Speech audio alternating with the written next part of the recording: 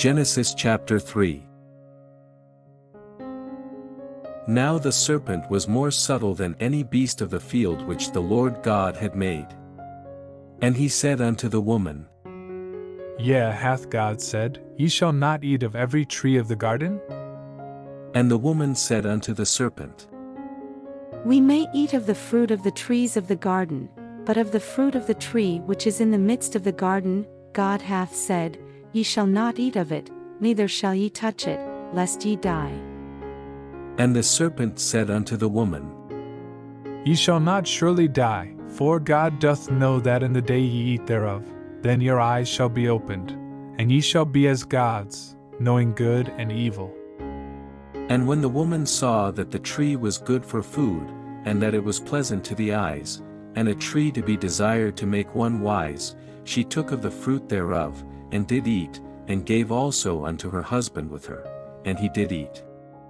And the eyes of them both were opened, and they knew that they were naked, and they sewed fig leaves together, and made themselves aprons.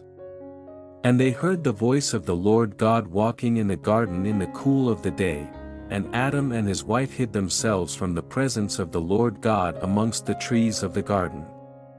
And the Lord God called unto Adam, and said unto him, Where art thou? And he said, I heard thy voice in the garden, and I was afraid, because I was naked, and I hid myself. And he said, Who told thee that thou wast naked? Hast thou eaten of the tree, whereof I commanded thee that thou shouldest not eat? And the man said, The woman whom thou gavest to be with me, she gave me of the tree, and I did eat. And the Lord God said unto the woman, What is this that thou hast done? And the woman said, The serpent beguiled me, and I did eat.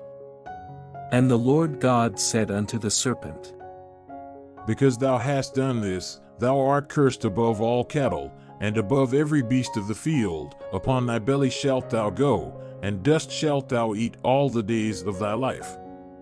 And I will put enmity between thee and the woman, and between thy seed and her seed. It shall bruise thy head, and thou shalt bruise his heel.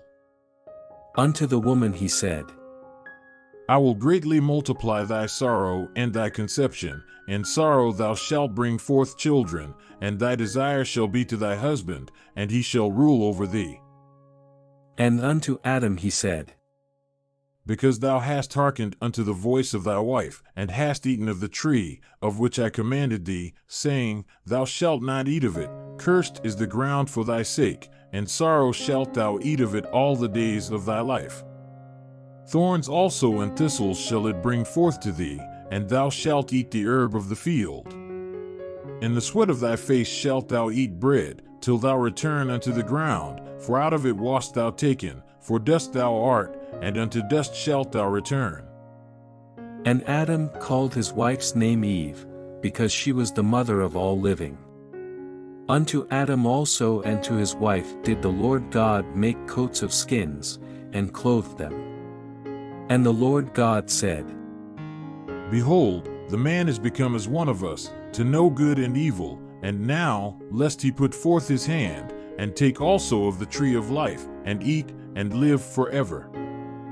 Therefore the Lord God sent him forth from the Garden of Eden, to till the ground from whence he was taken. So he drove out the man, and he placed at the east of the Garden of Eden cherubims, and a flaming sword which turned every way, to keep the way of the tree of life.